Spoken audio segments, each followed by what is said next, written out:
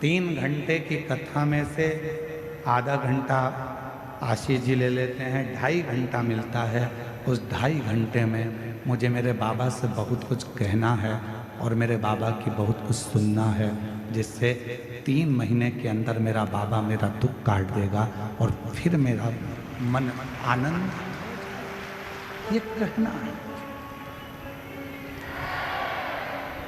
और यहाँ कथा केवल शिव की नहीं होगी, यहाँ कथा केवल भगवान शंकर की नहीं होगी, यहाँ कथा माता सती की भी, शिव की भी और माँ गंगा की भी, तीनों का क्रम इस कथा में चलता है।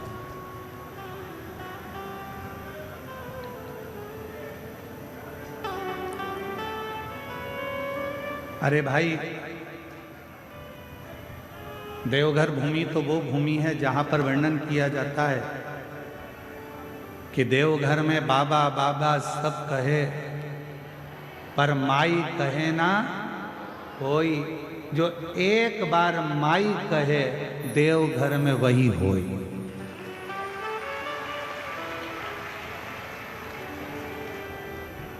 सारे ज्योतिर्लिंगों का दर्शन करिएगा, वहाँ पर जब पूजन होती है तो सीधे शंकर जी के ऊपर जल चढ़ाया जाता है, शिव जी के ऊपर बेलपत्र चढ़ाई जाती है, शिव जी के ऊपर दूध चढ़ाया जाता है, शिव जी के ऊपर पंचामृत चढ़ाया जाता है, शिव जी के ऊपर दही, शहद, घृत, शक्कर सब शिव जी पे चढ़ाई जाती है।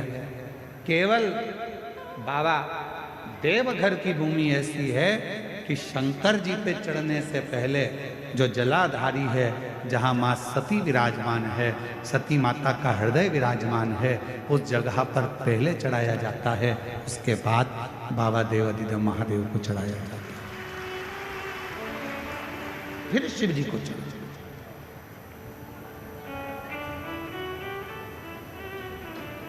फिर भगवान शंकर विराजमान। शिव कथा कर रही है। जन्म लेना एक मनुष्य का कब सार्थक है? जब वो भगवान शंकर के विरल भक्ति में डूबे।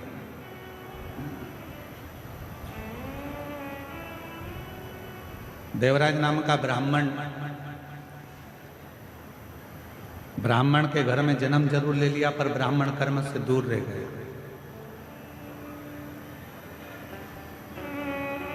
आपका जन्म लेना तब सार्थक है जब आप जन्म लेने के बाद आप भगवान की विरल भक्ति में लग गए। शिव महापुराण की कथा कभी नहीं कहती कि आप अपना घर छोड़ दो, परिवार छोड़ दो, नाते छोड़ दो, रिश्ते छोड़ दो, या अपना काम धंधा छोड़ दो, या अपना व्यापार छोड़ दो। शिव महापुराण की कथा तो हमेशा एक बात कहती है कि अपना कर्म करते रहो, काम करो, व्यापार करो, व्यवसाय करो, नौकरी करो, धंधा करो, बिजनेस करो, सब कुछ करो, अपने परिवार में रहो, कुटुंब में रहो, पर साथ में जितना समय मिल जाए उसमें से थोड़ा सा समय निकालकर भगवान देवाधिदेव महादेव की अविरल भक्ति करते रहो। एक लोटा जल बाबा को चढ़ाते, शिव की अविरल भक्ति को धारण करते रहो।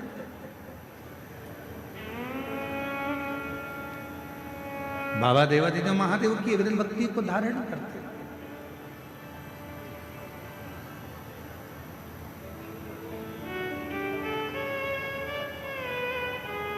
कोई तुमसे कह भी दे कि अपना घर छोड़कर मंदिर में जाकर बैठ जाओ तो बिल्कुल मत बैठना, कह देना सीवर वाले बाबा ने मना करा, हम तो नहीं बैठते। कोई तुमसे कहे कि पूरा घर छोड़कर गंगा जी के घाट पर जाकर बैठ जाओ, बिल्कुल मत बैठना, कह देना महाराज ने मना करा, हम तो नहीं जा सकते। कोई कहे कि तुम बैरागी बन जाओ, कोई कहे तुम सन्यासी बन जाओ, कोई कहे तुम तपस्वी बन जाओ, कोई कहे कि तुम साधक बन जाओ, कह देना हमारे बस की बात नहीं है, क्योंकि हम कलिकाल में जन्म लिए हैं। और इस कलिकाल में हम अगर घर के अंदर रहकर भी भगवान का यदि मुख से 2 क्षण में भी श्री शिवाय नमस्तुभ्यं कह लेंगे तो हमारी मुक्ति निश्चित है। ये शिव महापुराण की कथा, हमारा मोक्ष निश्चित है।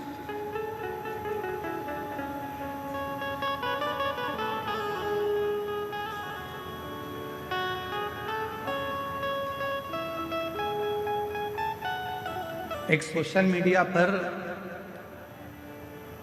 यूट्यूब पर, सोशल मीडिया पर, मोबाइल पर ज्ञान देना सरल है, पर उस ज्ञान को अपने अंदर उतारना बड़ा कठिन है।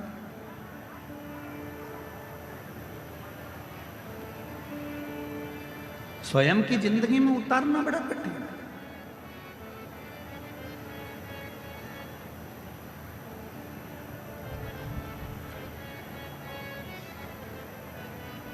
कई लोग कहते हैं शांति रखो, शांति रखो, शांति रखो, पर अपने अंदर ही शांति नहीं आ पाती।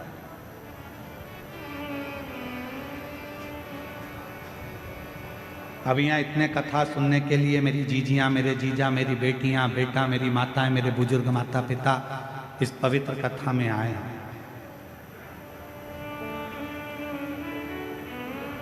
10 तारीख से आप सब ने अपनी अपनी जगह संभाल ली। बोलो सही है कि गलत है? 10 तारीख से जगह संभाली है और 14 तारीख से कथा चालू हो रही है। और हमको सूचना मिली कि कल 13 तारीख को रात्रि को 11 बजे ये पूरे पंडाल फुल हो चुके थे और लोग रोडों पर बैठना प्रारंभ कर दिए थे। देखा नहीं? किसके लिए आए हो? सीहोर वाले महाराज के लिए नहीं।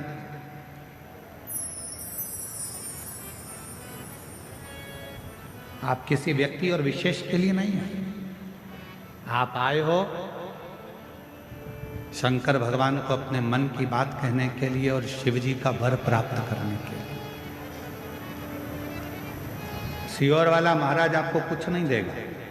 आप गलतफहमी में मत रहना कि सीहोर वाला महाराज आपको कुछ दे देगा। कुछ नहीं।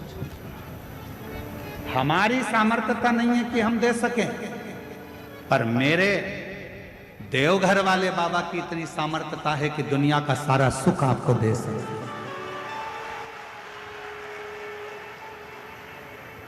मेरे भोले बाबा की वो सामर्थ्यता है कि कोई आया खाली नहीं गया।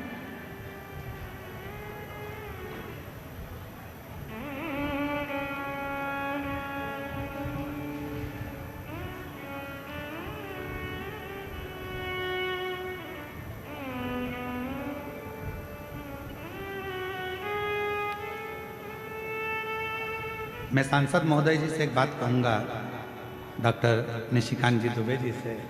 दुबे जी, यहाँ एक जमशेदपुर की जीजी खड़ी है, ये खड़ी है, ये जमशेदपुर में कथा करा अकेली, और इन्होंने कहा गुरुजी हमारे जमशेदपुर में हम कथा तो करा लेंगे पर इतने लाखों भक्तों का हम भोजन नहीं करा पाएंगे।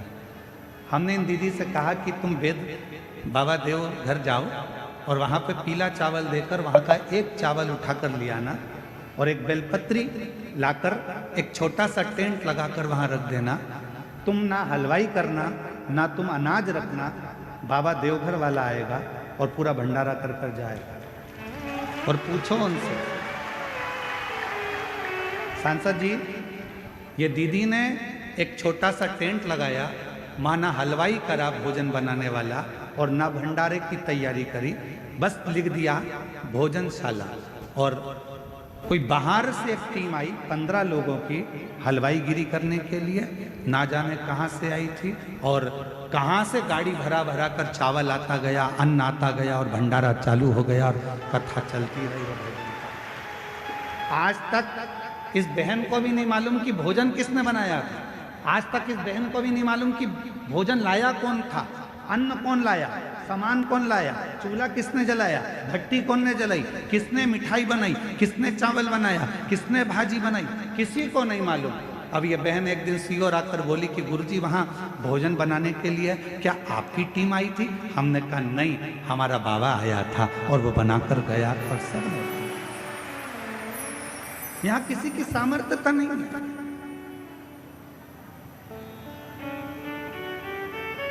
करता वही है, आप और हम तो केवल एक निमित्त मात्र हैं, और ये हमारी और आपकी केवल एक निमित्तता है।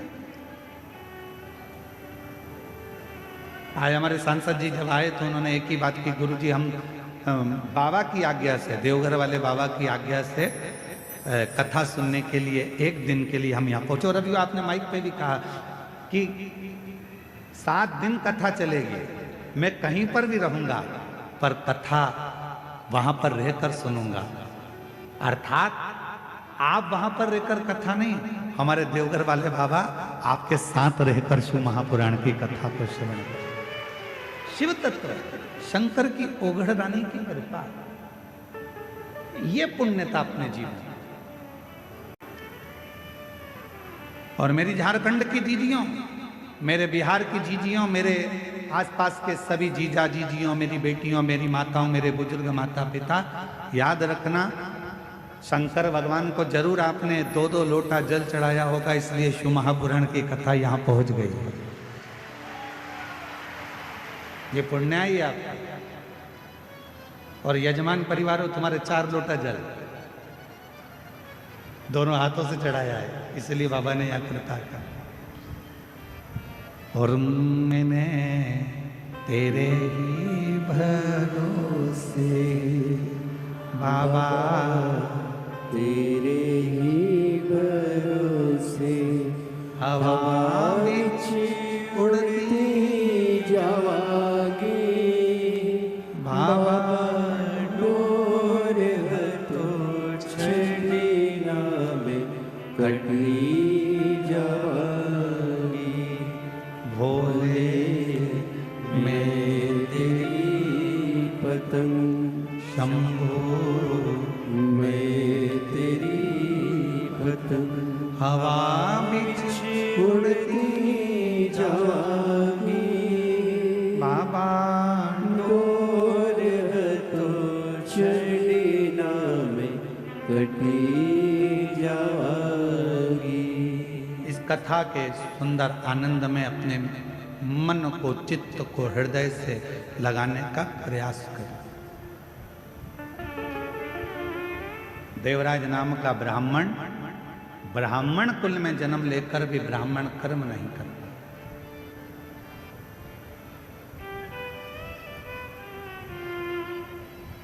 मानव का देह मिल जाए और मानव का देह प्राप्त कर भी यदि हम अच्छा कर्म ना कर पाए तो हमारा जीवन बेकार।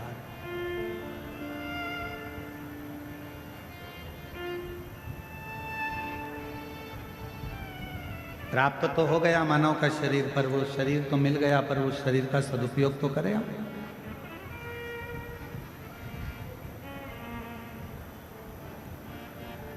कोई 5 दिन के लिए, कोई 7 दिन के लिए, कोई 3 दिन के लिए, कोई 2 दिन के लिए, कोई 4 दिन के लिए इस कथा के पंडाल में आया।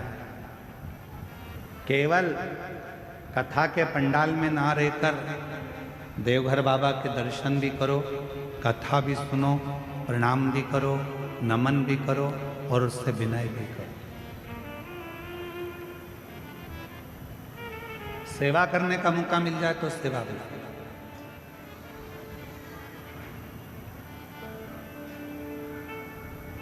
जैसा समय मिले उसके अनुसार कार्य करो।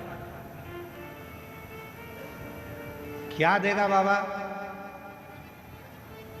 कितना देगा बाबा, ये उसके ऊपर निर्भर करता है।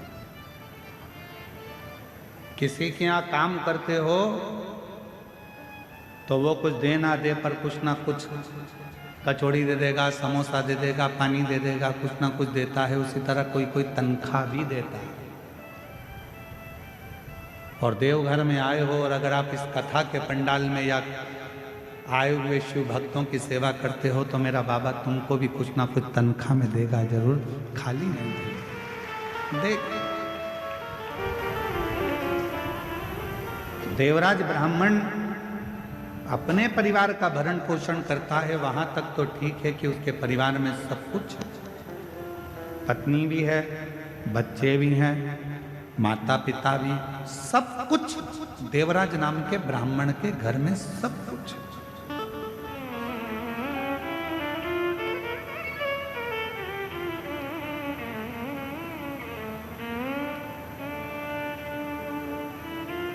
पर कोई संगति,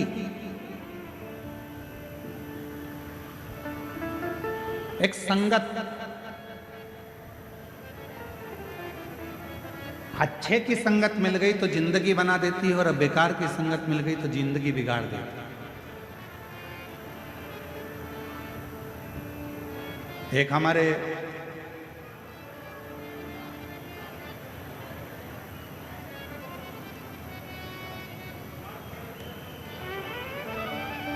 भगवान शिव की एक परम रसमय आनंदमय एक चरित्र आता है।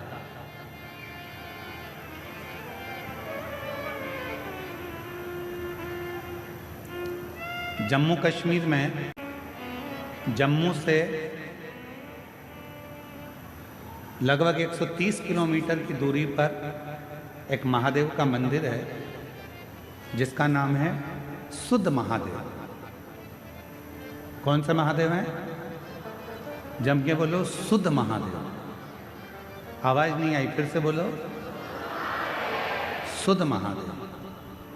जम्मू से लगभग 130 किलोमीटर की दूरी पर विराजमान है शुद्ध महादेव, जम्मू कश्मीर। ये संगत के महादेव, जरा ध्यान दीजिएगा। इस कथा को हम क्यों सुना रहे हैं? क्योंकि संगति का असर क्या होता है। और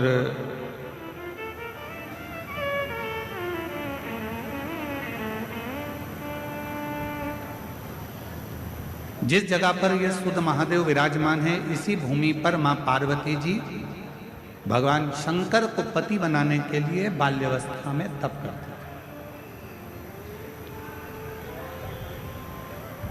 अम्मा जगत जननी अम्बा जगदम्बा की तपस्या वहां चलती रहती है।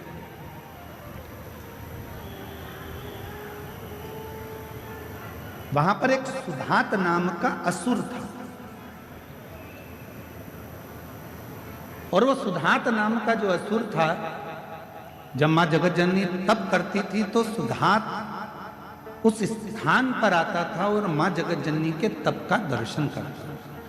वो शिव को नहीं जानता, वो भगवान शंकर का स्मरण नहीं करता, वो ना शिव को जानता था, ना शंकर का भजन करता था, ना शंकर का स्मरण करता था, ना शंकर का मंत्र जाप करता था, ना शंकर जी का गुणगान करता था।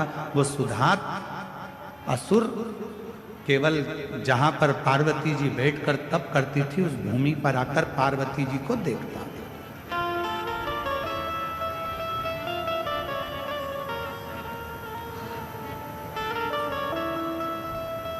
मां जगत जननी अपनी बाल्यावस्था में शिव भक्ति में लगी, भगवान शंकर की अविरल भक्ति धारण कर रहे हैं।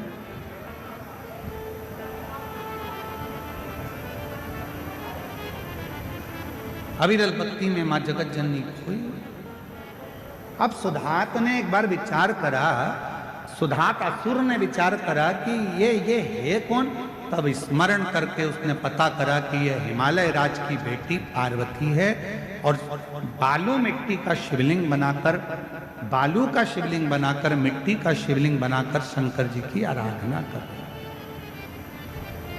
शिव की आराधना, भगवान शंकर की अविरल भक्ति को धारण कर। पार्वती जी को नहीं मालूम कि मुझे कौन देखता है, पार्वती जी तो अपने भजन में लीन रहती हैं, शिव की भक्ति में डूबी रहती हैं। श्री शिवाय नमस्तुभ्यं, श्री शिवाय नमस्तुभ्यं, श्री शिवाय नमस्तुभ्यं, श्री शिवाय। पार्वती जी अपनी अलमस्ती में भगवान की आराधना कर, उन्हें नहीं मालूम। जो कथा सुनने के लिए आता है वो ये नहीं देखता कि मैं आगे बैठा हूं कि पीछे बैठा हूं कि राइट में बैठा हूं कि लेफ्ट में बैठा हूं।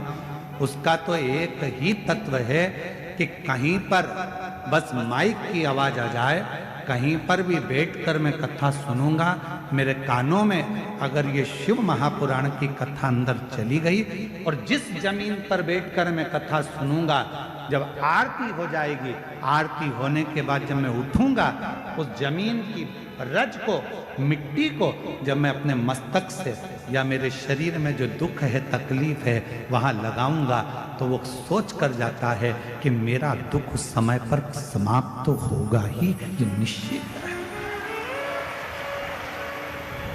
और कोई पूछे कि सियोर वाला महाराज बोलता है कि जहां कथा बैठकर सुन रहे हो, उठोगे, आरती होने के बाद जब वहां से जाओगे, वहां की मिट्टी को अपने मस्तक चढ़ा कर जाना या उस मिट्टी को नमन कर कर जाना, ये कहाँ लिखा? तो इस सुधात असुर की कथा में, माँ जगत जननी की कथा में, सुत महादेव की कथा में इसका वर्णन आता है। स्कंद पुराण में भी इसका वर्णन है। स्कंद पुराण में भी सुत महादेव का वर्णन आता है। और जब भी आप जम्मू कश्मीर घूमने के लिए जाएं,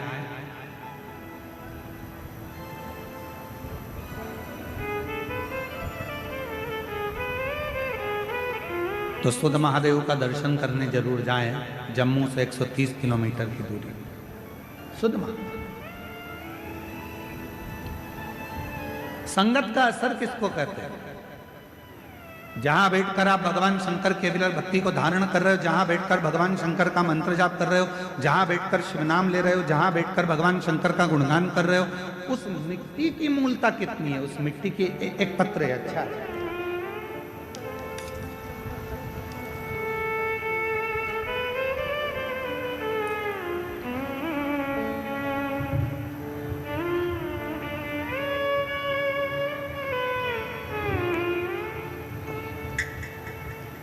मैं सिंह, पति संतोष कुमार सिंह, मेरा घर कल्याणपुर रोड, मंगेर का निवासी। पत्र को एलईडी पर पढ़ाएंगे, आस्था चैनल पर भी पत्र चलेगा। यहाँ की टीवी से कर रहे हो। मैं करुणा सिंह, पति संतोष कुमार सिंह, मेरा घर कल्याणपुर रोड, मंगेर का निवासी हूँ। गुरुजी, भोले बाबा का मैं क्या बखान करूं, उनकी महिमा का अपरंपार। कहीं बैठी हो तो हाथ हिला सकती हैं। करुणा सिंह, पति संतोष कुमार सिंह, मेरा घर कल्याणपुर रोड, मंगेर का निवासी है। कहीं बैठे हो तो हाथ हिला सकते हैं। आप ही हैं? ऐसा एक बार हाथ हिला। हाँ जी, आ जाइए। एक बेलपत्र ले जाना, आ जाओ। धीरे धीरे आइए साइड से। भोले बाबा की महिमा का मैं क्या गुणगान करूं गुरुदेव? किसी के कहने पर टीवी के पास बैठकर 5 साल से शिव पुराण की कथा सुन रही हूं, और 2 कथा पंडाल में जाकर सुनी। एक खगड़िया, दूसरा मधेपुरा के पंडाल में कथा सुनी। गुरुदेव, बाबा से केवल एक ही चीज के लिए जाती थी कि मेरी बेटी बहुत मेहनत कर रही है, उसका गवर्नमेंट जॉब लग जाए। जितने जितने महाराजों को पत्रिका दिखाई, सबने मना कर दिया था कि इसकी सरकारी नौकरी नहीं लगेगी, इसके भाग्य में नौकरी नहीं है। तब मैंने कथा के 5 कथा जब टीवी पर सुनी तो ऐसा सुना कि पंडाल में बैठकर जो मांगा जाता है बाबा उसको देता है। तो मैंने भी विचार करा कि कथा के पंडाल में बेटी के साथ बैठकर कथा सुनूंगी और वहां की मिट्टी को सिर चढ़ाकर विनय करूंगी। और बेटी और हम कथा के पंडाल में बैठकर निवेदन करें। आपने कथा में कहा था कि अपनी मेहनत को 4 गुना बढ़ाओ, इतना परिश्रम करो कि रात दिन एक कर दो, और फिर आखिरी में शहद बेलपत्र लगाकर शिव को चढ़ाकर चले जाओ। बाबा लाज जरूर रखता है, और वही हुआ। आज बाबा की कृपा से पंडाल में कथा सुनने का फल क्या मिलता है, आज मेरी बेटी का बिहार पुलिस में सिलेक्शन हो गया। मैं बाबा को यहाँ नमन करने के लिए आऊँ। 9 मई 2025 की मेरिट लिस्ट में बाबा ने निकाला। मेरी बेटी का मैं फोटो भी लगा रही हूँ साथ में। शिव की कृपा किसको है? शंकर की उदारता किसको है? शिव तत्व किसको है? और जो जैसी भावना लाया वो ऐसा ही फल पाया। नहीं खालियों से लौटाया, वो मन ही मन हर्षाया। और कर दिया माला काशी वाले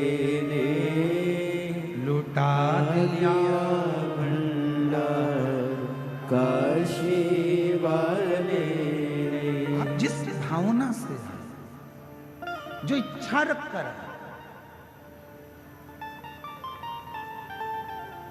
शुद्ध महादेव की कथा कर रहे। सत्संग, अच्छी संगति, बुरी संगति का असर कैसे होता है, संगत का असर कैसे होता है, ये महादेव की कथा बता। पार्वती जी बैठकर भगवान शिव की आराधना करती हैं, साधना करती हैं। और मां पार्वती जी जब भगवान देवाधिदेव महादेव की आराधना साधना कर कर उठ जाती हैं। आज सुधात असुर ने विचार करा, जरा जहां ये लड़की बैठकर, ये कन्या बैठकर आराधना करती है, वहां की मिट्टी को जरा मैं थोड़ा सा लगा कर देखता हूं। उस मिट्टी को लगा कर कितना फल है मिट्टी का, जरा ध्यान दीजिएगा। जरा जहां बैठकर आप कथा सुन रहे हो, 7 दिन शिव महापुराण की कथा जहां चल रही है, उस भूमि का, उस मिट्टी का कितना प्रभाव, कितना फल है उसमें, जरा विचार। सुधात असुर जहां पार्वती जी बैठकर भगवान शिव की आराधना कर रही थी, वहीं पर उस मां पार्वती जी के उठने के बाद वहां की मिट्टी को सुधात असुर ने अपने तन पर लगाया, अपने तन पर। और जैसे ही सुधात असुर ने अपने तन पर लगाया, उसको कुछ परिवर्तन सा लगा। उसके जीवन में उसको परिवर्तन सा लगा।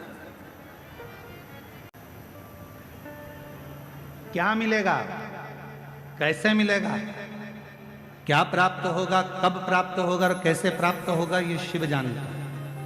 सुधात असुर ने नियम बना लिया कि अब ये कन्या जब तप कर कर उठेगी, साधना कर कर उठेगी, ये कन्या जब भगवान शंकर का पार्थिव पूजन कर कर उठेगी, तो वहां की मिट्टी को मैं जहां बैठूंगा वहां रखूंगा, जहां सोऊंगा वहां रखूंगा। और उस मिट्टी का संग उसके जीवन में होने लगा, उस मिट्टी का।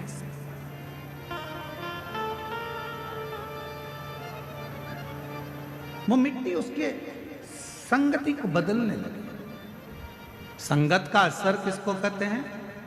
एक लोटा जल जिसके घर से निकल कर जाता है शिवालय तक, आपके घर के नजदीक में जो शंकर जी का मंदिर है, आपके घर के नजदीक में जो शंकर का शिवालय है, आपके घर के नजदीक में जो शंकर का मंदिर है, देवाधिदेव महादेव का मंदिर है, अपने घर का जल शंकर के मंदिर में ले जाकर चढ़ाओ, अपने घर का जल शिव के मंदिर में ले जाकर चढ़ाओ।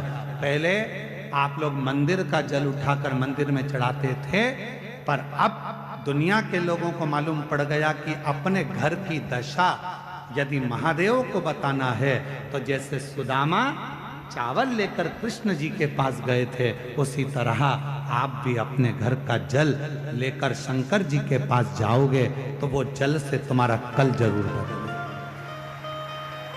बोल बम का नारा है,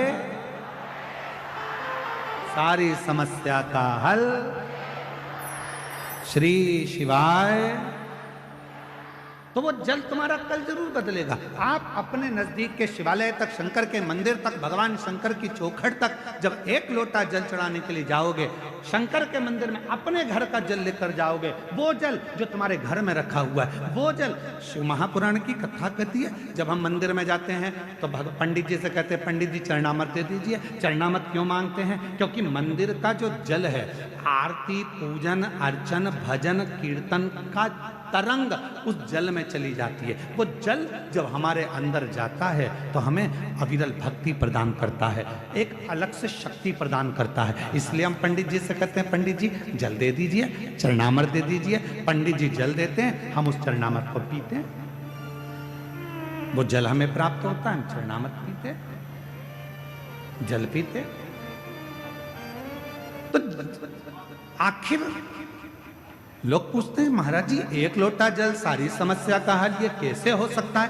उसका एक कारण है, मंदिर में रखे हुए जल को जब ब्राह्मण देवता पंडित जी हमारे हाथ में चरणामत जान कर देते हैं, उस जल को हम पीते हैं तो हमारी अकाल मृत्यु जैसे टलती है, अकाल मृत्यु का हरण हो जाता है, उसी तरह जब हमारे घर में मटके में, हंडे में, पानी की टंकी में जो पानी भरा रहता है, जल भरा रहता है, और हम एक लोटा जल उसमें से भर कर लेकर जाते हैं, तो दिन भर हमारे घर में जो चर्चा होती है, दिन भर हमारे घर में जो तकलीफें होती है, दिन भर हमारे भीतर जो दुख तकलीफ होती है, हमारे मन की बात हमारे घर के पानी के हंडे में, तरंगों में चली जाती है। और जब हम लोटा भर कर जल शिव को चढ़ाते हैं तो शंकर जी हमारे उस जल से समझ जाते हैं कि इसको तकलीफ कितनी है, और बाबा दुख मिटाना प्रारंभ कर देते हैं।